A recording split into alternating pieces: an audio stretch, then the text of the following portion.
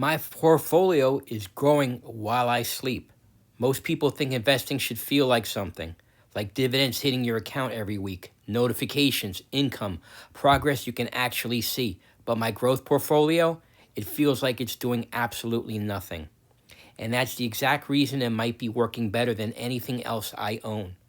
And while nothing is happening, it's actually growing while I sleep. I have 5 positions in my growth portfolio, starting with JP Morgan Chase, Copa Holdings, which is Copa Airlines, AbbVie, which is the healthcare giant that is a dividend king. New one, the Bank of New York Mellon Global Infrastructure Income ETF, and Altria Group. Currently, I have 8.93 shares of JP Morgan, 22.38 shares of Copa Airlines, 11.49 of AbbVie. The Bank of New York ETF is 2.30, and Altria is 41.28. As you can see, if I bring it over, my best performing ones, the top 5, actually currently Copa Airlines is my top performer of my growth portfolio at 47.39%, followed by Altria, and then JP Morgan Chase, and the ETF at the end. So let me explain what I mean by nothing happening but my portfolio is growing while I sleep. If you own dividend ETFs like SCHD or income-focused ETFs like JEP, SPYI, or JEPI style funds, you get constant feedback. Cash shows up weekly, monthly, sometimes even more often. It feels real, it feels active. But with a growth portfolio, S&P 500 growth stocks, NASDAQ heavy positions, tech heavy ETFs, you don't get the same feedback loop. There's no payment received moment, just charts going up slowly or sometimes not even noticeably at all. And that creates a weird psychological problem. It feels like nothing is happening even when your wealth is actually compounding in the background. Here's the part that changed how I think about it completely. My growth portfolio isn't designed to pay me. It's designed to quietly build something that I don't touch, don't think about, and barely notice.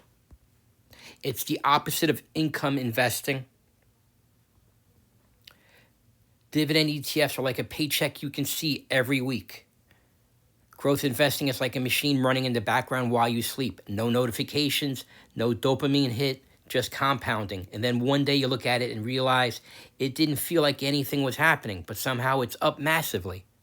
That disconnect is exactly why so many people underestimate growth investing, because it doesn't feel like progress until suddenly it is. This is my portfolio on Snowball Analytics, and I am going to show you what are my top positions here for my percentage, all the growth ones. That's JP Morgan Chase, Altria, there's Copa Airlines, there's AbbVie. And then bringing up the rear is that Bank of New York Mellon ETF. So let's break it down. When people compare dividend growth investing versus income ETFs, they usually focus on cash flow. Dividend ETFs like SCHD give stability and income. Income ETFs like SPYI or JEPI give higher monthly distributions. Growth investing focuses on appreciation, not payouts. And this is what gets missed in the experience of holding them. Income ETFs give you constant reinforcement. You feel like you're being rewarded. Growth ETFs do the opposite. They feel boring, sometimes even disappointing, but under the surface, they're compounding value into your portfolio in a way that isn't visible day to day. That's why people say things like, I don't feel like I'm making progress, even when their net worth is increasing faster than ever. And this is where behavior matters more than math, because mathematically, growth investing can outperform, but emotionally, it feels worse. And this is my dividend calendar just to show you what it is for May.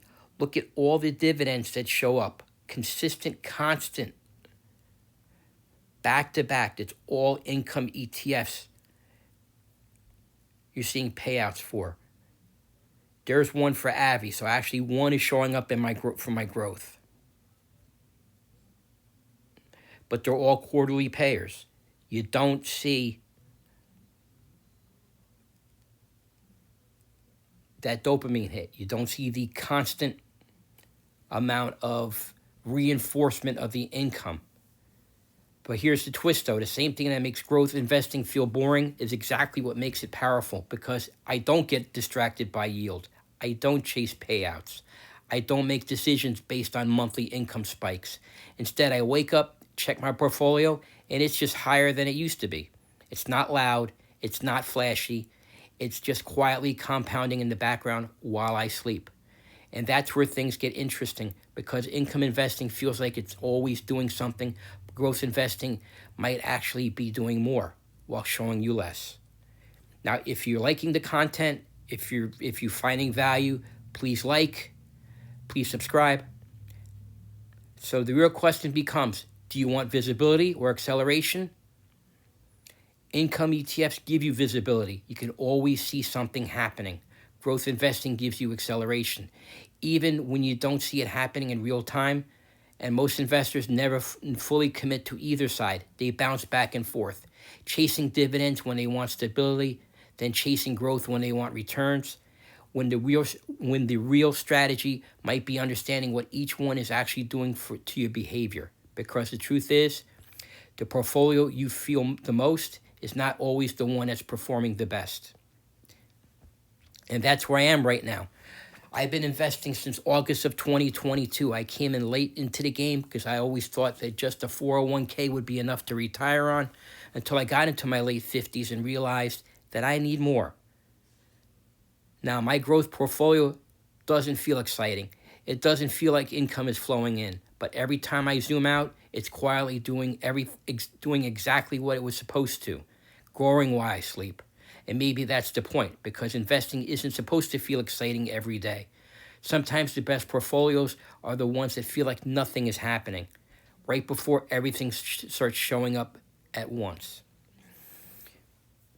Now, if you're finding value in the content, please watch this video where I've actually kind of disregarded the growth investing for high yield.